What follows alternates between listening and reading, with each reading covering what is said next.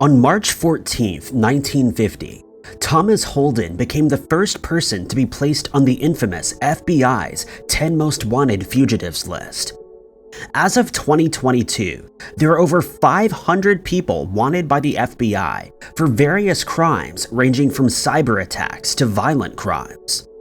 Most people who find themselves on the FBI's 10 Most Wanted list get caught, but some criminals manage to evade the authorities, leaving their cases unsolved.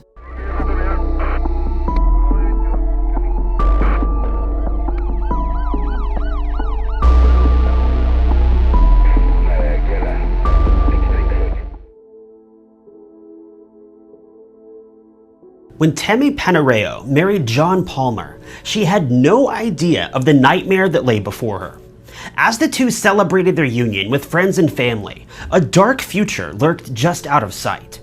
Tammy and John welcomed two children into the world, Rosemary and John Jr., also known as John John, and all seemed well. The family lived together on Willow Grove Road in Haverstraw, New York, with the property being owned by Eugene. This would later create a great tension between Tammy and Eugene that ended with Eugene being placed on the FBI's 10 Most Wanted list. By 2012, the marriage between Tammy and John had begun to sour. The two no longer saw eye to eye and wanted different things in life. Tammy soon brought up the idea of divorce, telling John and Eugene that she would sue them for the land that Eugene owned. This of course angered Eugene greatly, and it appears that the father and daughter-in-law had had somewhat of a rocky relationship from the start. Eugene and Tammy would get into explosive arguments, with the two shouting back and forth. The pot was slowly boiling over, and it was only a matter of time before something tragic happened. Wanting to protect herself and her two children, who were now 17 and 13, Tammy filed for a restraining order against John. This only made Eugene angrier. Now his son, John, was away from his children and had been kicked out of the family home. Eugene was determined not to sit around while the two battled it out in court.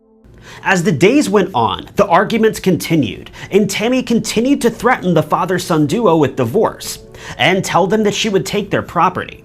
Summer came and went, and still the arguments and threats continued. Tammy did the best that she could to provide a happy and stable life for her children. Tammy's family rallied behind her too, supporting her wherever she needed it. The leaves began to change color, signaling that autumn was here, and it was time for the Palmer children to go back to school. Tammy and the children made all of the preparations for going back to school, buying notebooks, pens, and other necessities to get them through the year.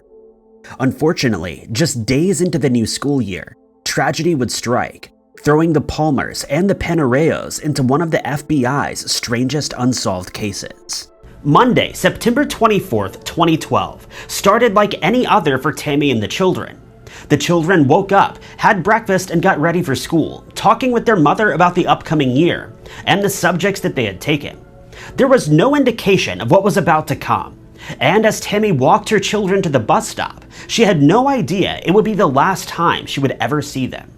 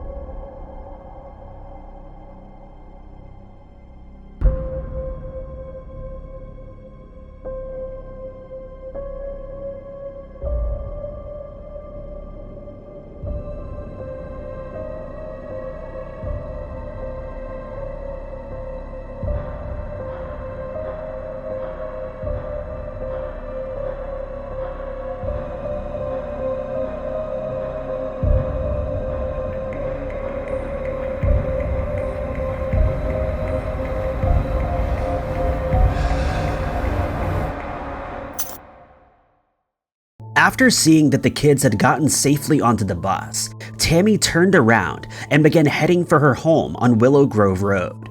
The arguments and conversations of the last few weeks swirled around in her head as she contemplated what her next move would be and how the situation would be handled. As Tammy neared her home, someone was watching her and waiting for her. She had no idea that within the next few seconds, her life would be taken by someone very close to her.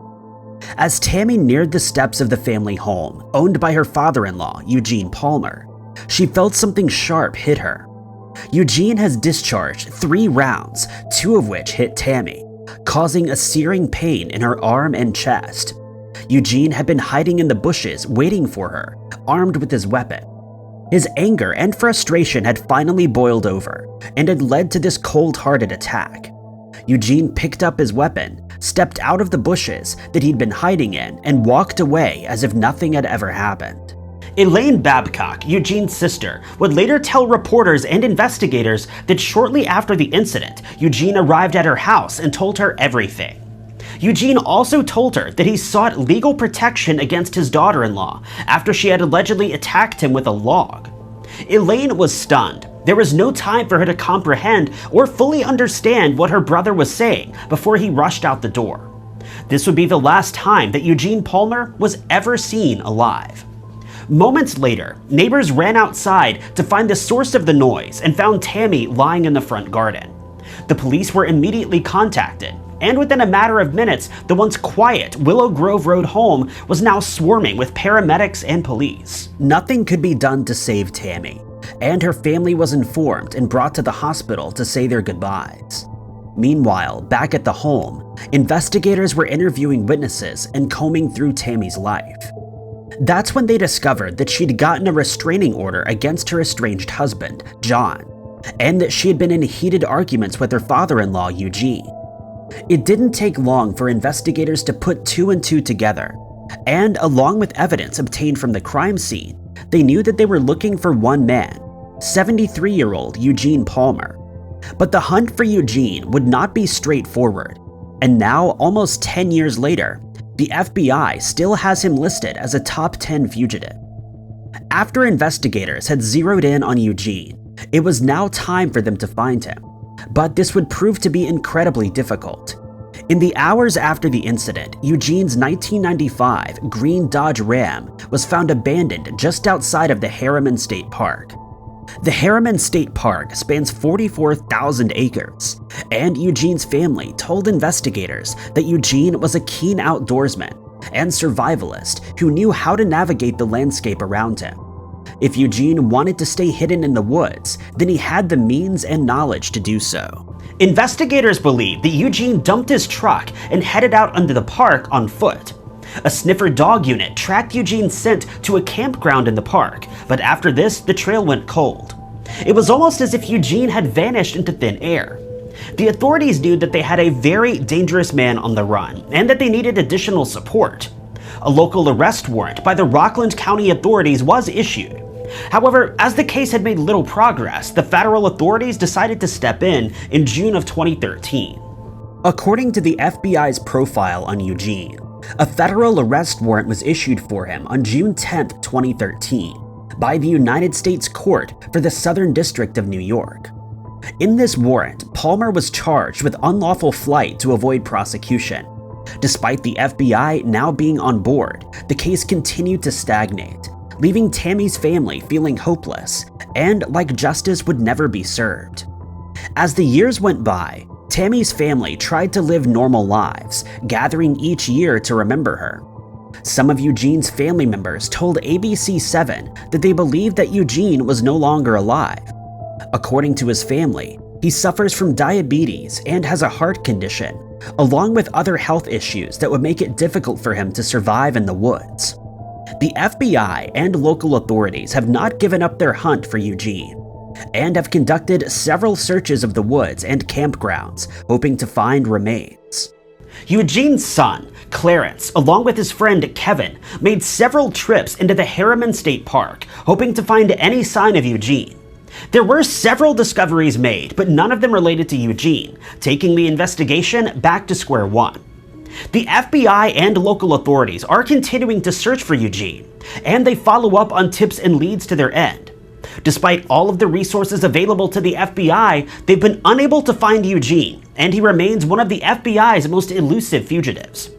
How Eugene has managed to stay under the radar for almost 10 years is unknown, but where has he been hiding? Some people believe that Eugene lived in the Harriman State Park or other wilderness areas, while others believe he's no longer alive. In May of 2019, Eugene Palmer, who was now 80 years old, was added to the FBI's 10 Most Wanted list. His picture and poster have been splashed around New York and the US in the hopes that someone recognizes him. There is a $100,000 reward for information that leads to his arrest. However, so far, nobody has come forward. Just when the Eugene Palmer case had gone quiet, another tip was called in, and you'll never believe where it led. This time, it led to an FBI raid on his granddaughter, Jamie Lynn Rose's home in Warwick, Orange County. The raid took place on August 17, 2021, and according to Jamie, officers stormed into the home, saying they were looking for her grandfather, Eugene. The tip had alleged that Eugene was hiding at his granddaughter's house. However, a full search of the property turned up nothing. Understandably, Jamie and her children were left traumatized by the raid, and she was vocal on social media about it. The FBI responded, saying, quote, "We've received information early Tuesday morning regarding the possible whereabouts of Eugene Palmer, an FBI 10 Most Wanted fugitive, who's believed to be armed and dangerous.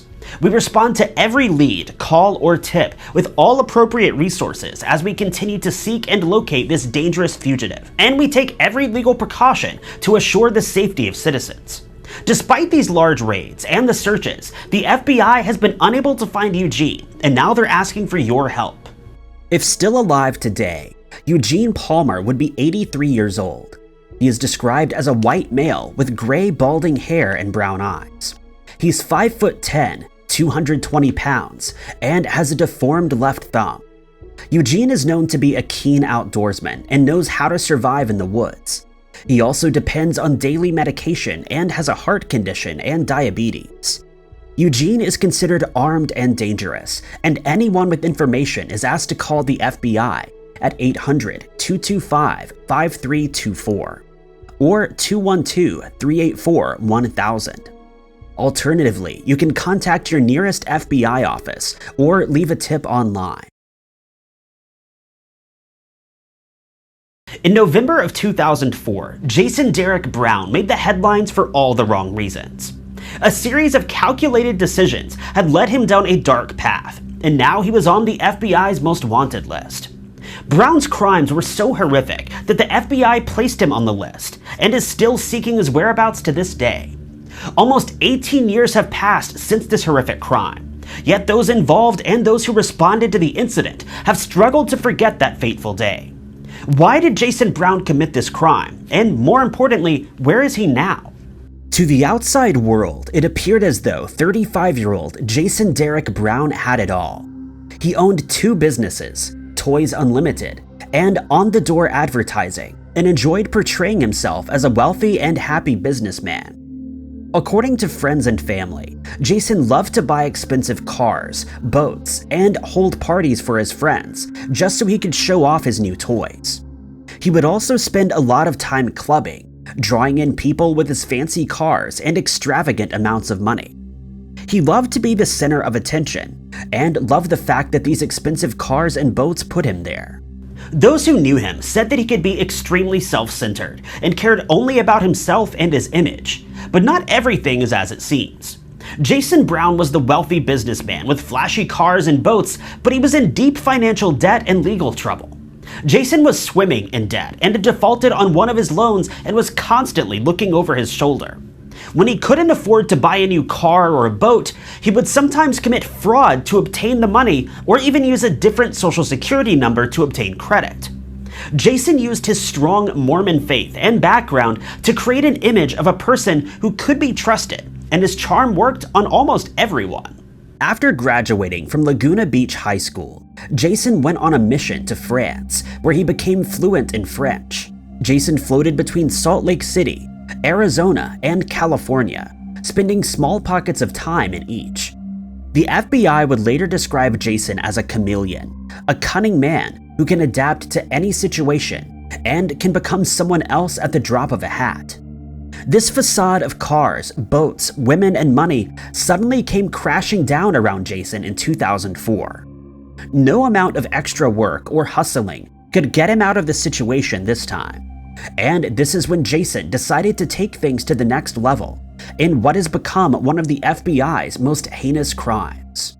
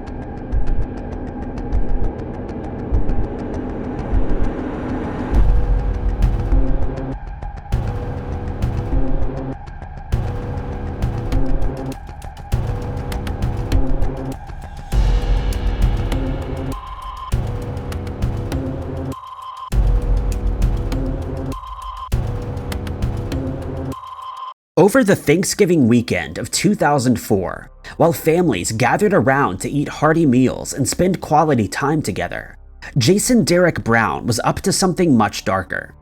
Jason had bought himself a weapon and had taken a class on how to use it, although this class did not go well.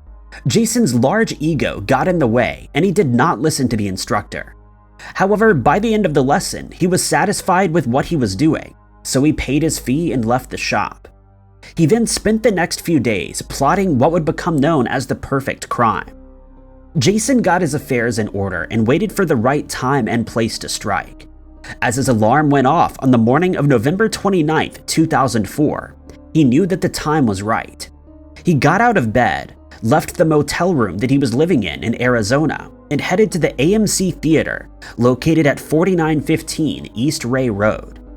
At the time of the crime, Jason was living in a motel close to the theater and had noticed the armored cars that regularly parked outside and took the proceeds from the cinema.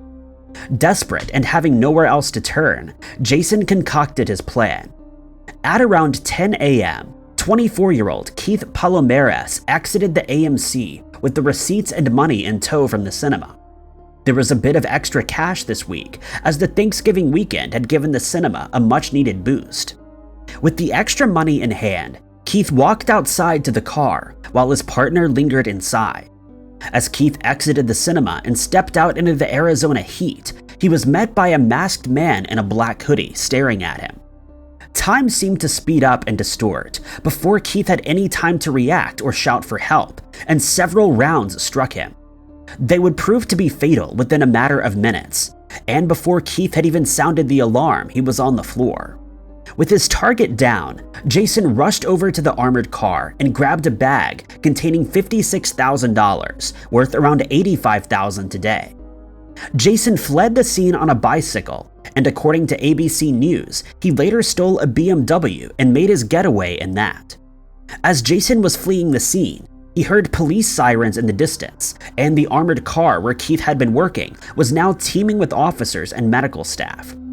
Keith was pronounced deceased, and the Phoenix authorities officially opened an investigation. Detectives were able to talk to witnesses who told them that they saw a man around 25 to 30 years old wearing a hood or a mask and a dark black hoodie. Sources don't mention whether CCTV was checked, but the police were able to quickly identify their suspect thanks to fingerprints. Bizarrely, it was not the .45 or the casings that gave up John's identity, but the bike that he had used to get away from the crime.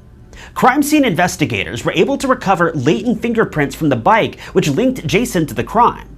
Armed with this new information, police began digging into Jason's background and discovered that he was known to commit fraud and was desperate for money to fuel his lavish lifestyle.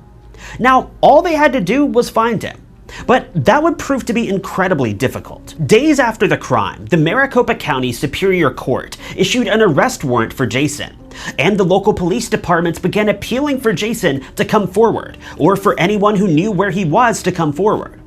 Despite huge publicity around the case, nobody did come forward, and Jason was proving to be a difficult fugitive to catch. Authorities knew that Jason had ties to Utah, Arizona, and California. And 2 days after a local arrest warrant was issued on December 4th, a federal arrest warrant was issued on December 6th. The arrest warrant charged Jason Derek Brown with unlawful flight to avoid prosecution. Now the eyes of the local authorities, federal authorities, and the people of the US were on Jason, but he was nowhere to be seen. Jason was added to the FBI's 10 most wanted list, and soon posters, displays, and billboards were seen across Arizona and Utah, with his face on them and an appeal for information. Jason had always bragged about living the high life and being well known, and now he had finally gotten his wish. The eyes of the entire country were now on him. After fleeing the scene on a bike, Jason hopped into a BMW and drove to Henderson, Nevada, over 300 miles away. By this point, Jason was feeling incredibly confident. He had pulled off the perfect crime and had escaped the scene unscathed.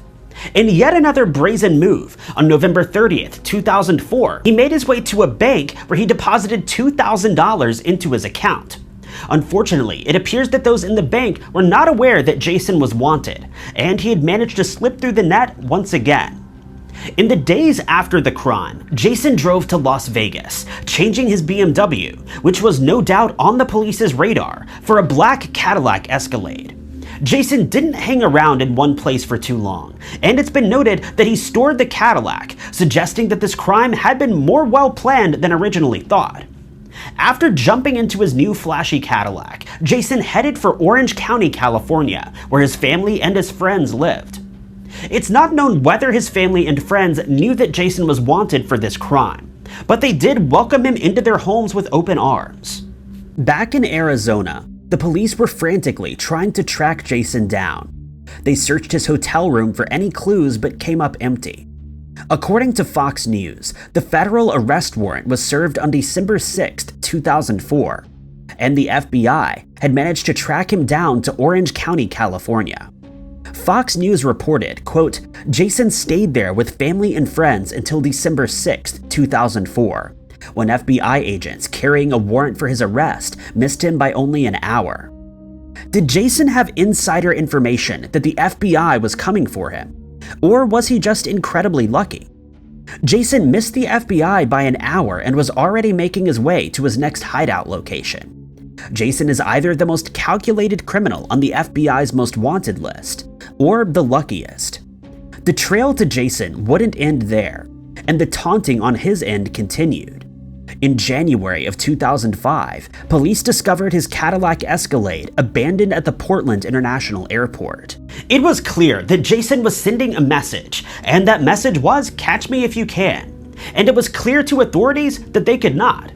Jason's brother, David John Brown II, was subjected to an FBI interrogation in regards to his brother's crime, and it was found that David had also played a part in covering up for his brother. An article for the Salt Lake City Tribune says, quote, David John Brown II pleaded guilty in 2007 of lying to the FBI. Court records show agents asked David Brown, now 46, about storage lockers that the fugitive had in Las Vegas. David Brown claimed that he didn't know of any storage lockers, but prosecutors were able to show that he did. A federal judge in Arizona sentenced David Brown to 3 years of probation. Jason had also sent a package to his brother, but it appears that the authorities were unable to trace the return address.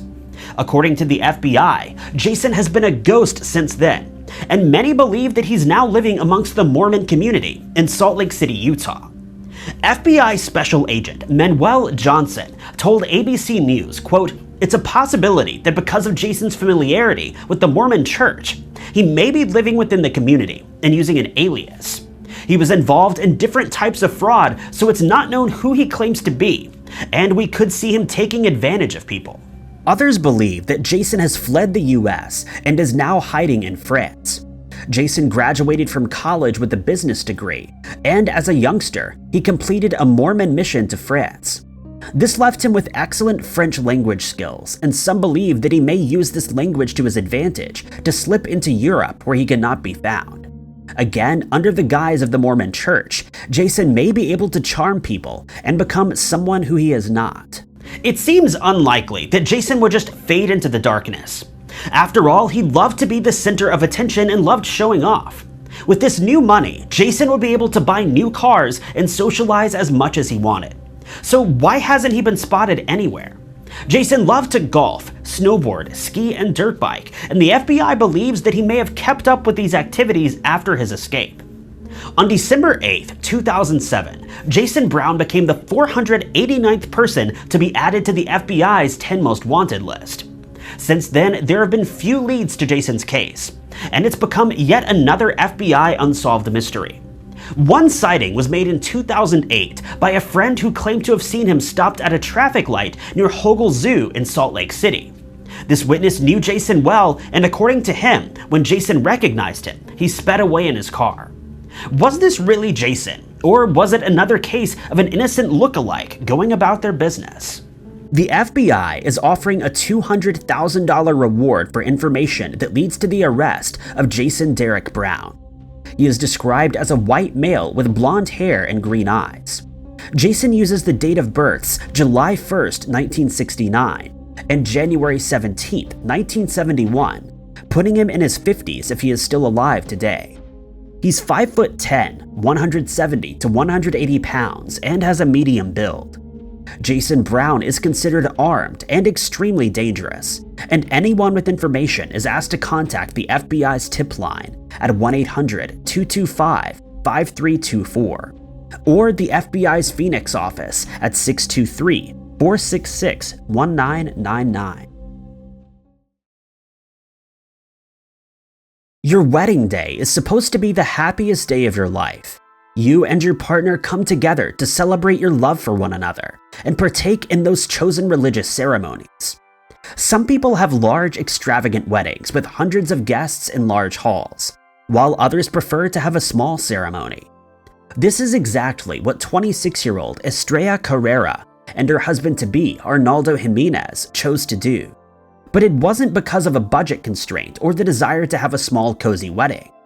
This small, almost secretive ceremony would wind up in tragedy and leave the groom on the FBI's 10 Most Wanted Fugitives list. Estrella's family did not approve of her relationship with Giminez at all. The couple had given birth to a baby boy together, and Estrella had 2 children from a previous relationship. Estrella's family members didn't see what she saw in Arnoldo, and there are many accusations of violence on Arnoldo's part. Jasmine Carrera, Estrella's older sister, told CBS News that Arnoldo, who towered over her sister standing at 6 foot and 220 pounds, that he was extremely possessive and jealous and would often hit Estrella and threaten her. Nobody in her family could understand why a once happy and vibrant young woman was with Arnoldo, but they did their best to support her however they could. After Arnoldo was announced as a fugitive, investigators discovered that he'd been previously arrested for domestic violence against another woman. It was clear that Arnoldo had a pattern of violence against women, and this pattern would likely not stop until he was stopped. With the family disapproving of their relationship, Estrella and Arnoldo decided to keep their marriage a secret. On May 11, 2012, Estrella wore her silver cocktail dress and headed to the Chicago City Hall to marry Arnoldo Giminez. Little did Estrella know that just hours after getting married, she would have an argument with her husband that would prove to be fatal. Arnoldo suited up and arrived at the City Hall. He watched as his future wife walked towards him. The two signed the necessary papers, and within hours, the two were officially man and wife. Unfortunately, this union was not made to last, and it's unknown what Arnoldo's thoughts were during the ceremony. Was he plotting what was about to come next, or was he consumed by the happiness of his wedding day? The two left City Hall, now officially husband and wife. Very few people knew about their wedding, and Estrella likely found it difficult to celebrate her wedding without her friends and family being there. Later that evening, Estrella straightened out her silver cocktail dress, and she decided to invite a select group of her friends and her family members. Her friends and family thought that they were heading out with her and Arnoldo for a party, but none of them had any idea that the two had just gotten married and that this party was about to be their celebration. The group had dinner before hitting the clubs. It's unknown at this point whether Estrella told anyone in the group about her marriage, and according to sources, they stayed at the club until around 4 a.m. the next morning. As the moon was beginning to hide away once more, Estrella and Arnoldo left and got into Arnoldo's 2006 black Maserati.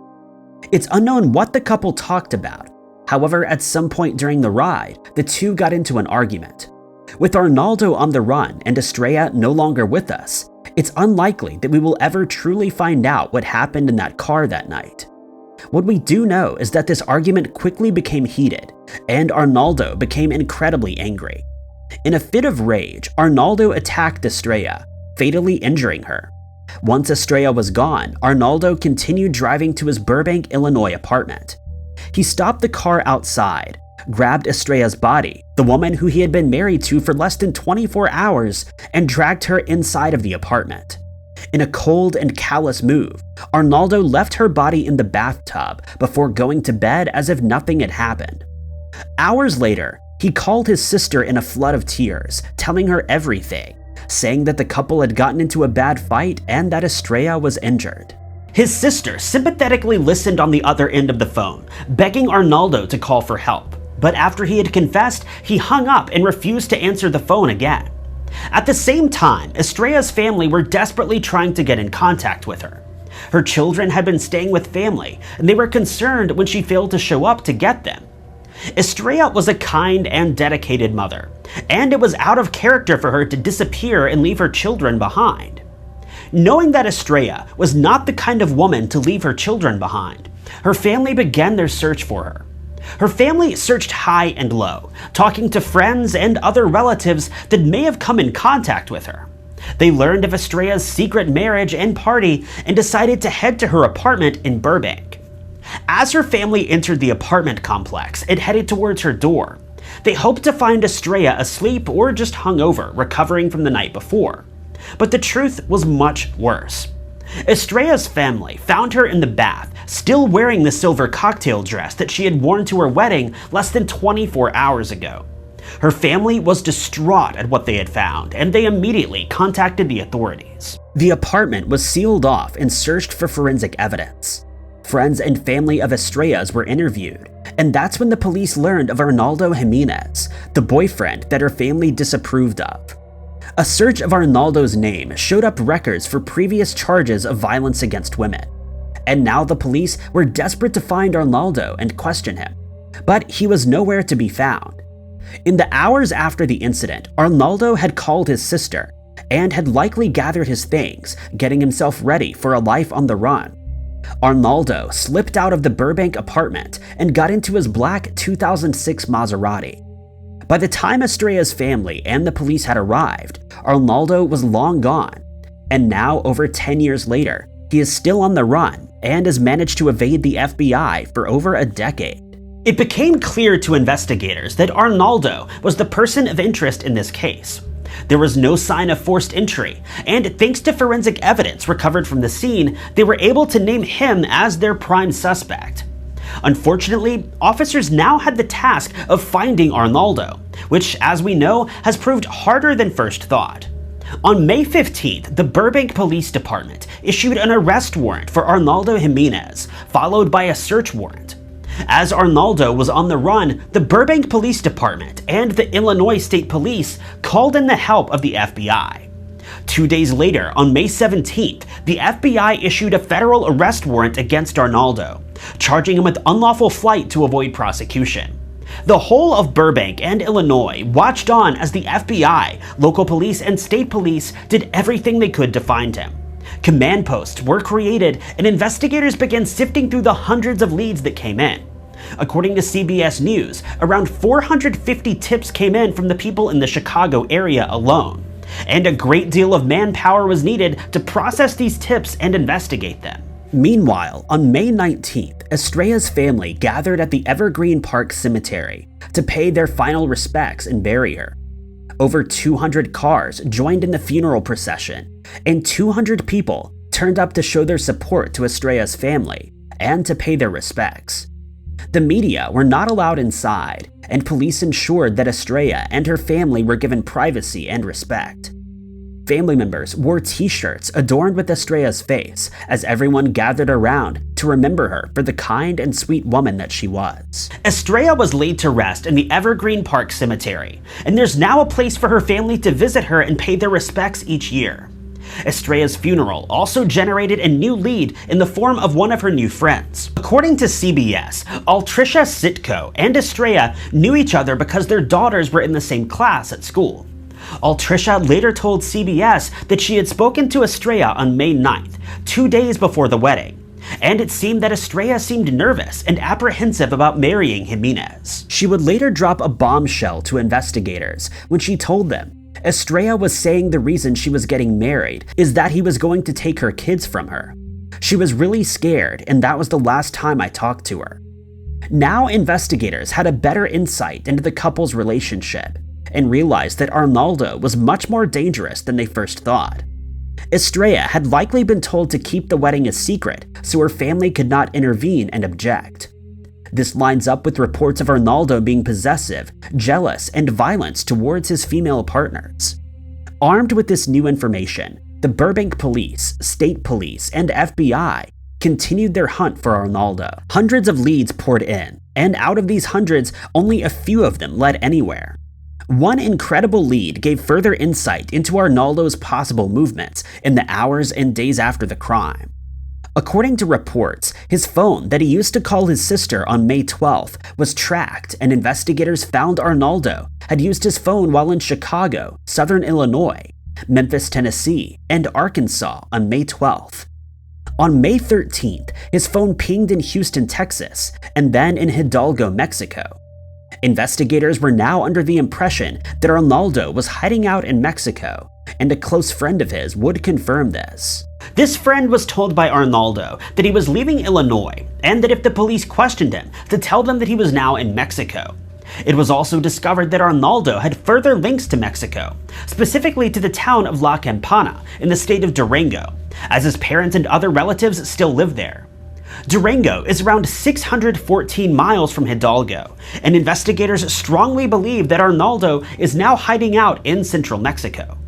Another shocking update in Arnoldo's case would come when Arnoldo's brother, Humberto Giminez, was arrested in October of 2012. According to a statement released by the Burbank Police, Humberto was arrested for different charges, and he was not being arrested in connection to Estrella's case. However, when they were searching his apartment, they found a vital clue. In Humberto's home, they found Arnoldo's 2006 Maserati. There was vital forensic evidence inside, and investigators had now found another piece to the puzzle.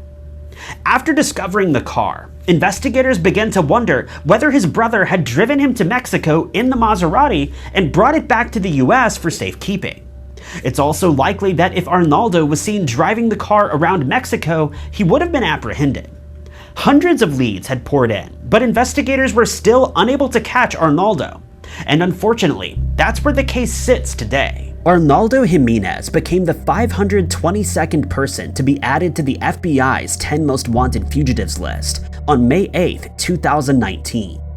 Ever since then, he has sat on that list, and millions of people across the US have seen his face splashed across wanted posters.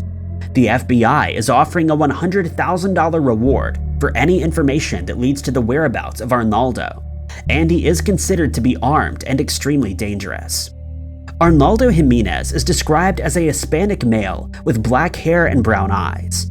He is 6 foot, 200 to 225 pounds, and may use the aliases of Arnoldo Giminez or Arnoldo Rochelle Giminez. He has connections to Chicago, Texas, Durango, Mexico, and Reynosa, Tamaulipas.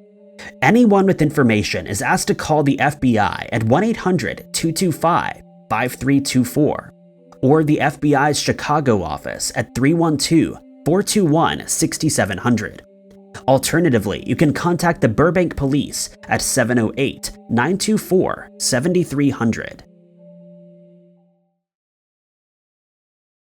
24-year-old Bhadrashkumar Patel and 21-year-old Palak Patel tied the knot in their native home in India, and everyone around them believed that the two would be blessed with a happy marriage.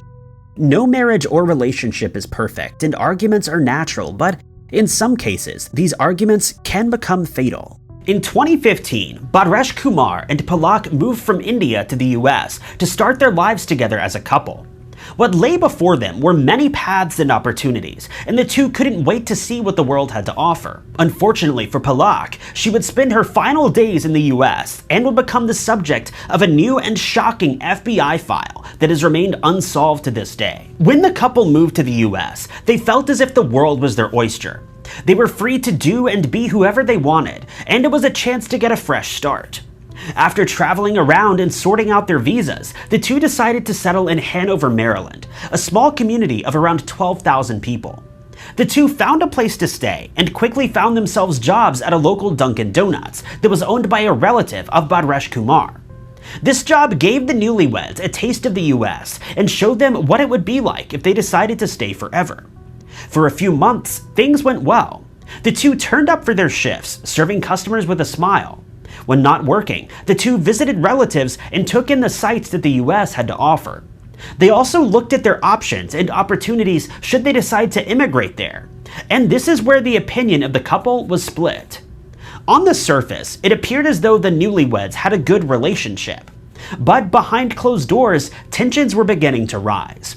Palak had told her family that the relationship between her and her husband was becoming frayed and tense, and she didn't know how much longer it was going to last. Palak toyed with the idea of returning to her native India to be with her family, but it seems that Bharesh wanted to stay in the US and chase the American dream.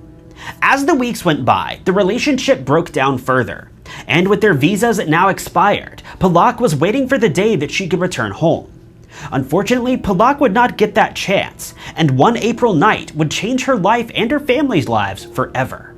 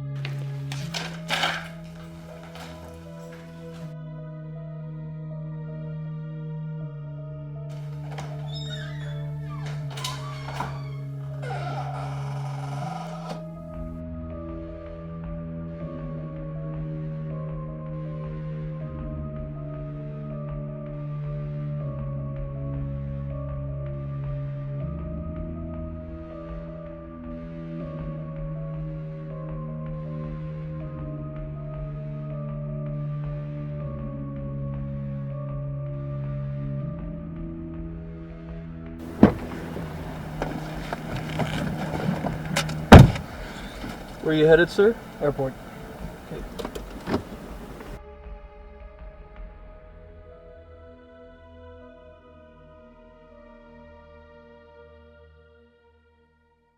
On April 12, 2015, Palak and Bharesh were working the night shift together at the Dunkin' Donuts restaurant on Arundel Mills Boulevard. At around 9:30 p.m., CCTV captured the couple walking into the back room. According to the FBI, the two were preparing items for the next day, while Palak was on the phone with a family member, telling them that she wanted to go home. Bharesh heard this conversation and lured Palak to the back room out of sight. Bharesh did not want to return to India and made it clear that he wanted to stay in the US, whereas Palak was adamant that she wanted to return home. It was clear that the couple would never agree on the matter, and Bharesh resorted to violence. After luring his wife into the back room, he attacked her and left her on the floor, cold and alone. CCTV footage shows Bharesh emerging just minutes later, walking as if nothing had happened. He calmly turns the oven off and leaves the Dunkin' Donuts restaurant, all while his wife is still inside. After leaving the Dunkin' Donuts, Bharesh headed to his apartment, grabbed some money, his passport, and changed his clothes. From here, Bharesh called for a taxi to take him to a hotel near the Newark Liberty International Airport. While Bharesh was getting a change of clothes and collecting his passport, a customer was waiting inside the Dunkin' Donuts restaurant to be served. They were concerned when nobody came to greet them at the counter, and they decided to contact the local police department to investigate further. Nothing could have prepared the responding officers for what they saw when they entered the back of the Dunkin' Donuts. Officers found Palak's body, and they immediately called for backup. The restaurant was sealed off, and it became an active crime scene. Some of the officers who responded could not even bear to comprehend what had happened, with one officer saying that, quote, "It was horrific what had been done to this young woman."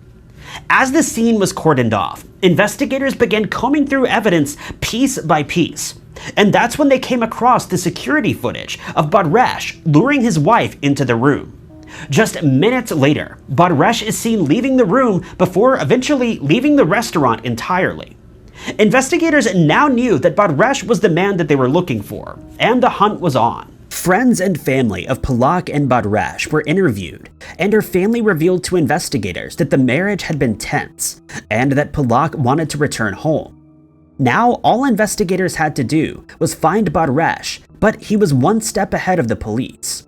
Palak had been discovered an hour after the crime had occurred, and by that time, Bharesh was already at a hotel near the Newark Liberty International Airport. As Bharesh had his passport on him and money, investigators knew that he could easily slip out of the US undetected before they even had a chance to grab him. Witnesses placed Bharesh at Newark Penn Station at around 10 a.m. on April 13, 2015, the day before the crime. Bharesh had never been seen or heard from again after this, and the FBI are keen to capture him. He's considered to be an international flight risk, as well as armed and extremely dangerous. Officers in Anne Arundel County continue to be shocked by the crime, and are shocked by Bharesh's disappearance. In many domestic violence cases, the perpetrators are often caught right away, but Bharesh was different. On April 13, 2015, the day that Bharesh was last spotted at Newark Penn Station, the District Court of Maryland for Anne Arundel County issued an arrest warrant. Just days later, on April 20th, 2015, a federal arrest warrant was issued for Bharesh by the United States District Court and the District of Maryland. The FBI is currently looking for him on charges of unlawful flight to avoid prosecution. And should he be captured, he's looking at a very lengthy sentence. Palak's body was returned to India at the request of her parents. According to the Indian Express, quote, "Palak's body was brought in for last rites after her family went to collect her body on April 15, 2015. Palak was laid to rest and given a traditional funeral. Her family and those that knew her came out to mourn." The article also notes that at the time of April of 2015, Bhaderesh's parents were allegedly also missing.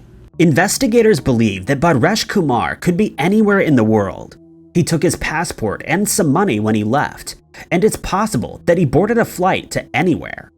They postulate that he most likely returned to India and is living with his parents or relatives. Some people believe that Bhaderesh's family is hiding him, although there's been no evidence to prove this theory. On April 18, 2017, BHADRESHKUMAR became the 514th person to be placed on the FBI's 10 Most Wanted Fugitives list, where he remains today. The FBI believes that placing Bhaderesh on this list will generate the publicity and tips needed to track him down. He is said to have ties to Kentucky, New Jersey, Maryland, Georgia, and Illinois in the US, and also in Canada. BHADRESHKUMAR is also originally from India, and his family still resides there, meaning that he could be hiding there. There's currently a $100,000 reward for information that leads to the arrest of BHADRESHKUMAR Patel. BHADRESHKUMAR is of Indian nationality and has brown hair and brown eyes. He's 5'9" and 165 pounds. Anyone with information is asked to contact the FBI at 1-800-225-5324 or the FBI's Baltimore office at 410-265-8080. James Rouse Jr. was an upstanding member of his community in Atlanta, Georgia, and he was well known and well liked by those around him.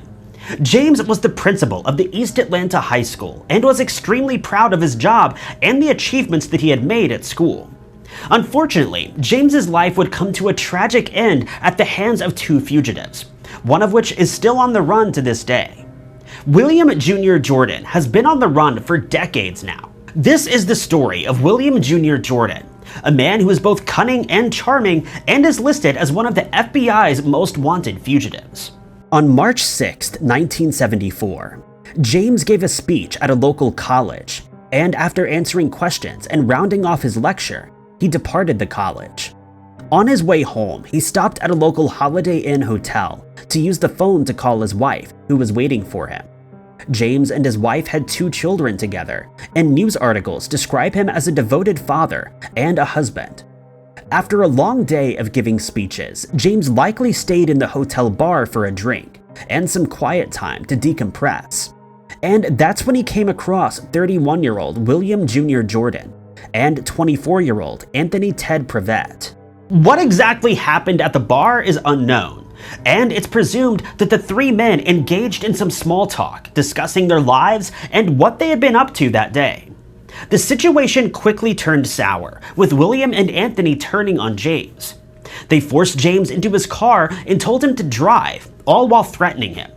James did as he was told, hoping that in return they would spare his life.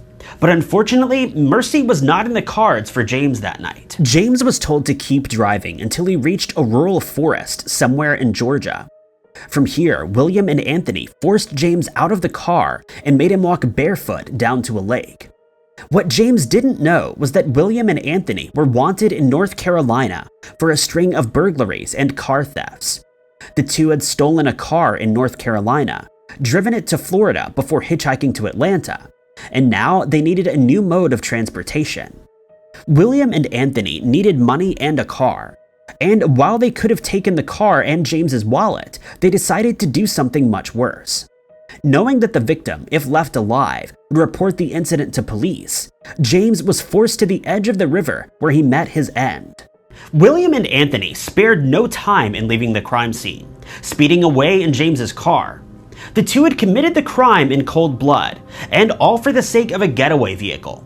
The police in North Carolina were desperately trying to track the two down, thinking that they had committed a string of robberies, but in the coming days, their horrific crime would come to light. William and Anthony showed no remorse as they sped away from the crime scene and headed towards a safe house. James's wife and children were now worried, wondering why the patriarch of the family hadn't returned. Their anguish and pain continued for 2 long days before they were met with a knock at the door, with news that nobody ever wants to hear. On March 7, 1974, police in Wadesboro, North Carolina received a crucial tip. William and Anthony were reportedly hiding out at a friend's house in Anson County. So the police rushed to the address, but William and Anthony were one step ahead. As officers carefully approached the address, they saw William and Anthony jump into a car and speed away. For the officers, everything happened so fast, and they jumped into their squad cars, determined to follow the two and capture them. A chase quickly ensued, and it was clear that William and Anthony were not going to win this race.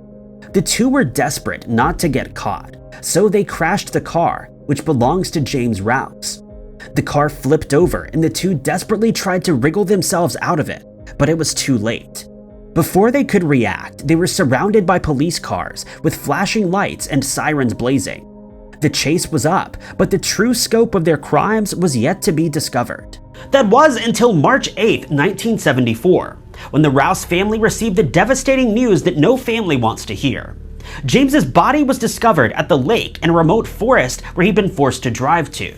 Forensic evidence, including a shell casing, was recovered from the scene, and investigators were slowly beginning to piece things together. Police in Wadesboro ran a search on the wrecked car and found that it belonged to James Rouse. Things were slowly starting to come together, and after crashing the car, William and Anthony were arrested on charges of breaking and entering, larceny, and assaulting police officers.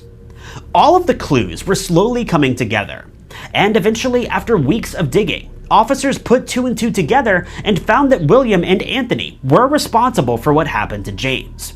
The two had taken photographs with the weapon used in the crime, and photographs of them on James's car. Evidence collected from the scene confirmed that William and Anthony were the ones responsible, and they were arrested and charged accordingly. Weeks later, William and Anthony were put before a jury who were told the horrific details of March 6, 1974. William addressed the court, telling them that he had not been the one responsible, but the evidence against him was damning. Investigators also discovered a cut on the web of his hand between his thumb and forefinger, which was apparently consistent with firing a weapon used in the crime. William and Anthony had graduated from burglars to murderers in a matter of days, and now they were facing up to their crimes. The two had been extradited to Georgia, and the jury found them guilty. They were both handed down sentences of capital punishment, and the jury believed that in time, the two would meet their maker at the hands of the state. Many years later, their sentences were commuted to life in prison, and by 1991, Anthony Prevet had managed to use his charm and convince the parole board that he was a changed man. Prevet was granted parole, and the citizens of Atlanta made it clear that they were not happy with having a dangerous criminal like Prevet back on the streets. Rouse's family was also upset that one of the men responsible was now allowed to walk free. Shortly after his parole, Anthony Prevet committed yet another heinous crime and found himself right back on death row. While Prevet had a shot at freedom through the proper channels, William Jr. Jordan decided that he wasn't going to wait to be paroled. On August 6, 1984, a little over 10 years since the horrific crime, William Jr. Jordan made his move. Over the years, William had displayed good behavior and had managed to convince the prison system that he was a changed man and for the better. For this, William was moved to a minimum security prison and was allowed to pick up a job that took place outside of the prison on a farm in Odom, Georgia. On August 6th, William's plans came to life. He jumped into a truck that needed to be refueled and returned to the farm and drove off into the sunset. William had filled the car with gas and had driven away from the farm, never to be seen again. When an hour had passed and William hadn't returned, the prison staff at the Wayne Correctional Institute became concerned, but by then it was far too late. They discovered that William was gone, and as a significant amount of time had elapsed, they knew that William could have driven anywhere.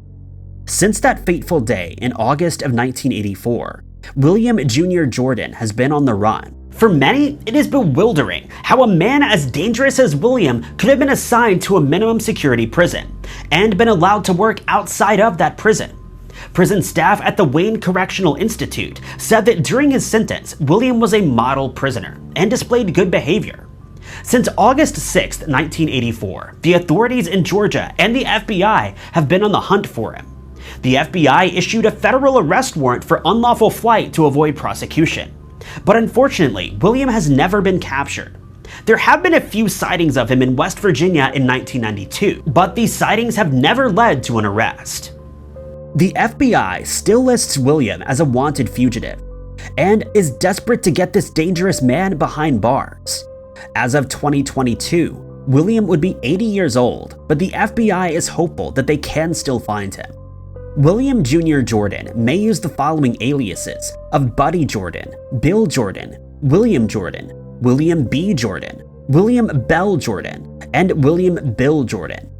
He is described as a white male with brown hair and blue eyes. He is 6'2", 135 pounds, and has a visual defect which is corrected with glasses. His FBI profile also mentions that he has the following tattoos of a skeleton on his right forearm, a spider on his right upper arm, a cross with the word Sybil on his left forearm, and the word Louise on his left leg.